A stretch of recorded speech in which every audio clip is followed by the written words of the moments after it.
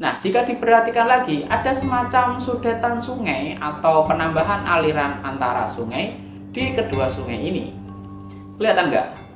Halo Balakala, kalau kamu nonton video kita kala yang ini tentang pembangunan Candi Borobudur dan Candi Prambanan, di sana tersebut sebuah prasasti bernama Prasasti Siwagraha yang berangkat tahun 856 Masehi.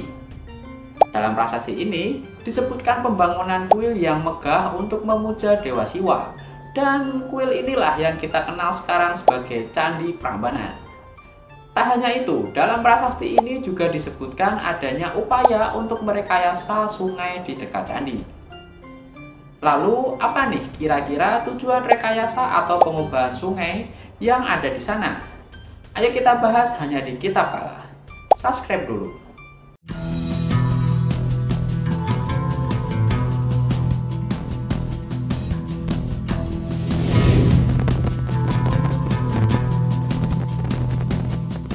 Jadi Candi Prambanan ini kan salah satu situs warisan dunia yang terletak di Jawa Tengah, Indonesia. Adalah contoh luar biasa dari arsitektur Hindu yang megah.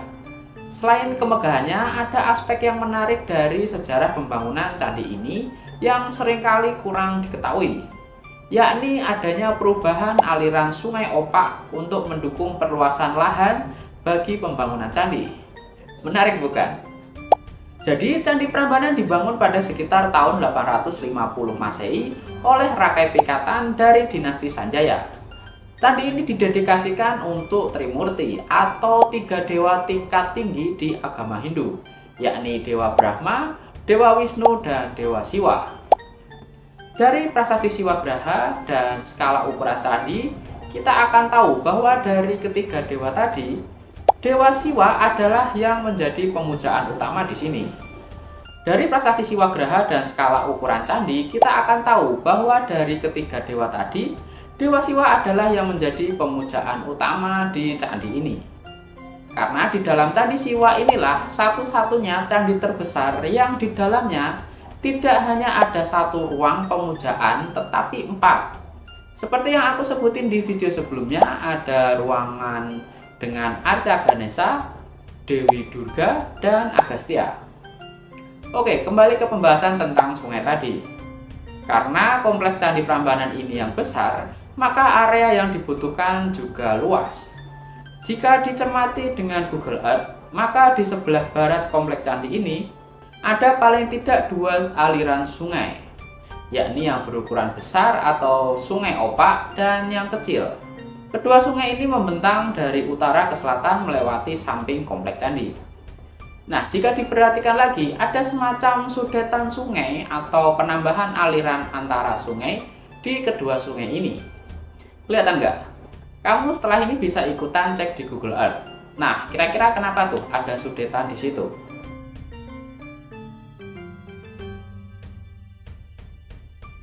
Sudetan sungai ini ternyata adalah salah satu bentukan alam buatan manusia yang terdokumentasikan dalam prasasti Siwagraha, di mana adanya upaya rekayasa sungai di dekat kompleks candi. Jadi, jika menganut pada pendapat beberapa ahli, paling tidak ada 2 alasan. Yang pertama, hal ini dilakukan untuk mengurangi dampak pengikisan tebing sungai oleh aliran sungai yang mengancam keberadaan candi, atau sering disebut dengan erosi. Ya, sungai di sana memang sampai sekarang masih sering tinggi debit airnya. Jadi kalau alirannya tidak dipecah, maka akan ada kemungkinan erosi atau pengikisan tanah di pinggir sungai dan bisa terus-menerus terjadi. Dan hasilnya bisa membahayakan keberadaan kompleks candi. Contoh candi yang akhirnya dipindah sama orang-orang kita sekarang karena adanya erosi adalah Candi Lumbung Sengi di Magelang, Jawa Tengah ini. Candi ini sempat dipindah sementara di sekitar tahun 2011-an karena erosi sungai yang terjadi karena banjir lahar dingin Gunung Merapi di tahun 2010. Mungkin hal ini juga yang diduga menjadi kecerdasan lokal masyarakat Prambanan kuno agar sungai di dekat candi tidak menjadi ancaman serius bagi candi di masa depan. Terus kenapa nggak candinya aja yang digeser agak jauh dari sungai? Nah, kalau masalah hal ini sebenarnya agak rumit menjelaskannya. Karena dalam pembangunan candi sendiri, untuk menentukan di mana pusat pembangunan akan dilaksanakan itu, ada yang menentukan sendiri dan ada juga kitab pedoman kunonya. Namanya Kitab Manasara Silpa Sastra. Ya, jadi ngebangun candi itu nggak asal pilih tempat dan bentuk ya. Harus berdasar pada kitab tadi. Di Kitab Manasara Silpa Sastra itu berisi diantaranya perencanaan bentuk candi, mencari lokasi untuk membangun candi, menguji kelayakan tanah, dan menyiapkan tanah untuk candi.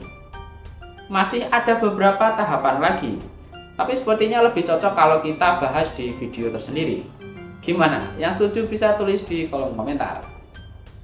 Nah, balik ke alasan yang kedua, adanya sudetan sungai ini adalah karena kebutuhan unsur air yang lebih dekat dengan candi. Jadi dengan adanya sudetan sungai, masyarakat Prambanan lebih mudah untuk mengendalikan debit air yang ada, sehingga mudah mengambil air untuk kebutuhan ritual mereka di kompleks candi. Jadi dari dua alasan para ahli tadi, menurutmu mana yang lebih logis? Ya, intinya sih peristiwa rekayasa aliran sungai di dekat Candi Prambanan ini nyata adanya. Selain tertulis di Prasasti Siwagraha, juga bisa kita lihat langsung atau lewat Google Earth. Jadi gitu ya, kamu bisa juga ikut penelitian sederhana kayak gini, cuman modal informasi dari prasasti, lalu mencari di Google Earth tentang fenomena yang terjadi sesuai prasasti. Nah, begitu saja balakala video untuk kali ini. Semoga bisa memberikan informasi tentang Candi Prambanan lebih banyak. Aku Ganesandra, si arkeolog Indis. Sampai jumpa. Bye-bye.